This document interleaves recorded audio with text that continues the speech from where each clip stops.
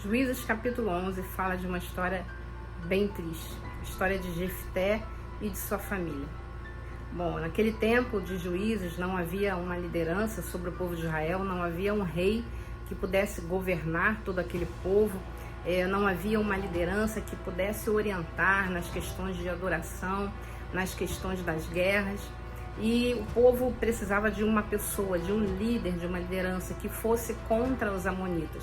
Naquele tempo o povo ganhava guerras, perdia outras, voltava a adorar o Senhor e depois virava as costas para o Senhor.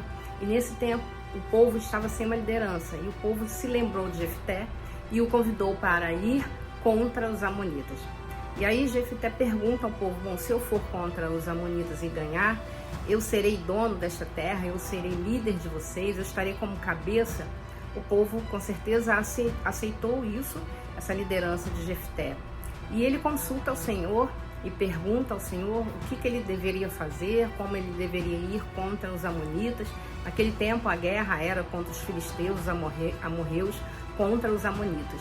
E aí ele fez um voto ao Senhor que a primeira pessoa que viesse ao seu encontro após vencer aquela guerra, ele daria em sacrifício ao Senhor.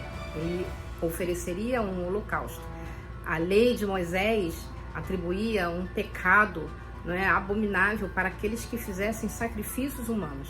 Deus não aceitava nenhum tipo de sacrifício humano, muito menos de crianças ou mulheres, enfim.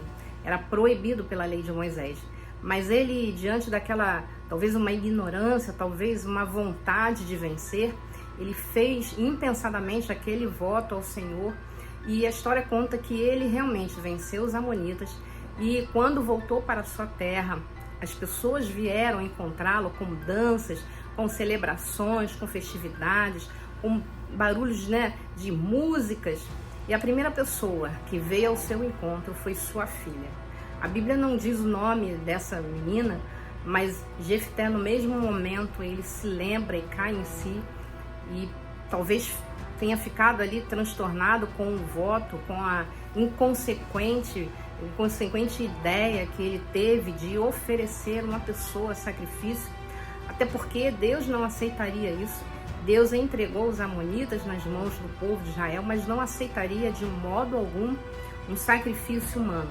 E a sua filha estava ali diante dele e alguns historiadores comentam que talvez ela realmente tenha sido sacrificada ou talvez ela não tivesse sido entregue a um casamento. Talvez ela ficaria ali como filha e morreria sem uma geração, morreria sem uma família constituída, morreria sem um marido, ficaria ali até o dia da sua morte.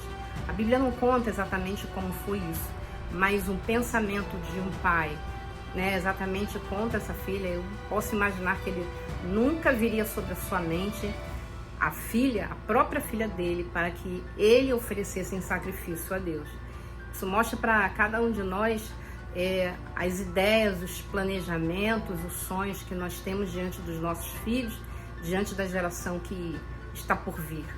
Nós realmente precisamos pedir orientação ao Senhor, sabedoria a Ele, como conduzir os nossos filhos, nossos netos, aqueles que virão atrás de nós. Com certeza Jefté se lamentou grandemente e o mais interessante é que a sua filha, ela obedeceu. A Bíblia fala que ela obedeceu, ela foi obediente ao seu pai, mesmo numa situação, sem, talvez uma situação muito difícil, ela foi e realmente ela obedeceu ao seu pai, ela obedeceu ao Senhor, porque ela entendia das coisas de Deus. Talvez ele, no afã de ganhar aquela guerra, ele se precipitou no seu voto. E nós, assim como mães, como avós, como mulheres de Deus, não nos precipitemos diante de alguma coisa que ainda está por vir.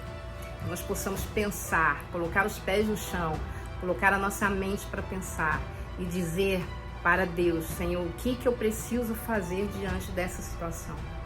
Para que a gente não tome nenhuma decisão sem consultar o Senhor, ou uma decisão que possamos nos arrepender futuramente. Que você possa ir aonde você estiver com seus sonhos, com seus planejamentos para o futuro, estar consciente daquilo que você vai fazer. Então, que você possa ter o cuidado, que a partir de hoje você possa realmente consultar a Deus e fazer somente aquilo que está no coração de Deus e que agrada a Ele. Você possa ficar com essa palavra neste dia, em nome de Jesus.